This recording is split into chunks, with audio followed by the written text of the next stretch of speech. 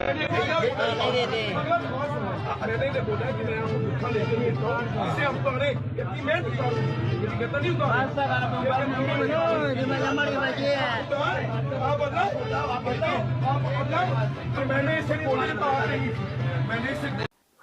میں دیکھ رہا تھا ایک عورت کا، وہ رات اس کو جو ہے وہ بازار میں سے مارا گیا، اس پر گستاخی کا الزام لگایا گیا۔ کیا وجہ پوچھی گئی تو وجہ بتائی گئی کہ اس نے اپنے کپڑوں پر آیات لکھوائی ہوئی ہیں۔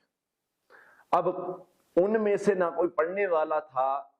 اب اگر عربی کا کوئی خط لکھا ہے یا عربی کا کوئی جملہ لکھا ہے یا کچھ بھی کہہ لیں اس کو، ایک تو وہ قرآنی آیات نہیں تھی، دوسرے نمبر پر جو میں بیان اصل کرنا چاہ رہا ہوں، آپ لوگوں کو وہ عربی لکھی ہوئی پر آپ نے کہہ دیا کہ یہ گستاخ ہے، قرآن پاک کی گستاخی کر رہی ہے۔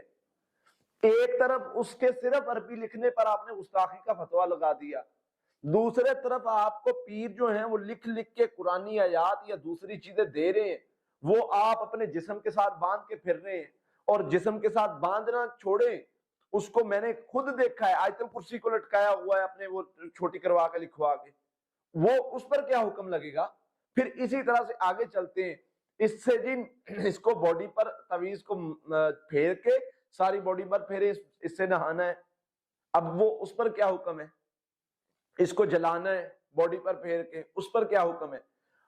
ایک طرف وہ ویسے عربی لکھی ہے، اور عربی کی عبارت، ہر عربی کی عبارت قرآن نہیں ہوتی، عربی ایک زبان ہے، اور زبان، عربی زبان میں مختلف طرح کے، حالانکہ وہ کوئی عبارت بھی نہیں بن رہی تھی، وہ جو اس پر لکھا ہوا ہے نا، وہ کوئی عبارت نہیں بن رہی، وہ ایک سٹائل کی طرح، ایک ڈیزائن کی طرح تھا، اور اس کو پکڑ کے بنا دیا جی پتہ نہیں اس نے گستاخی کر دی۔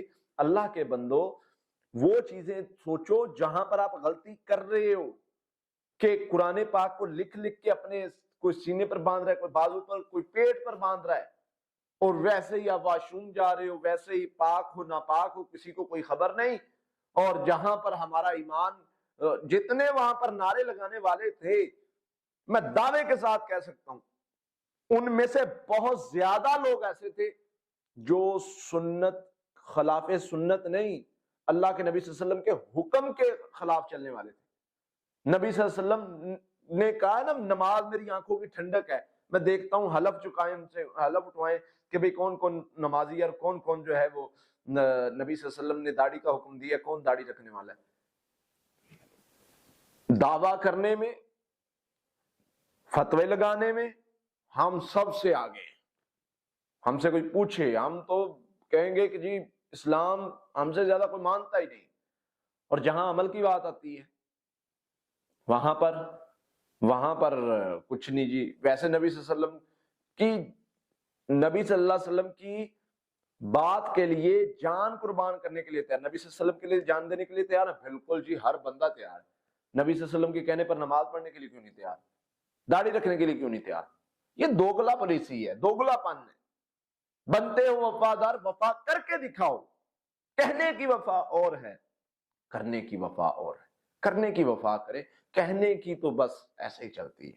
اللہ اور اس کے رسول کے ساتھ وفا نبھائیں جیسے کہا گیا ہے، ایسے ان معاملات میں نہ پڑے، خود کو بھی ذمہ دار نہ، خود کو بھی وہ اس چیز میں نہ ڈھالیں، اور خود بھی تنگ نہ ہوں اور لوگوں کو بھی تنگ نہ کریں۔ اللہ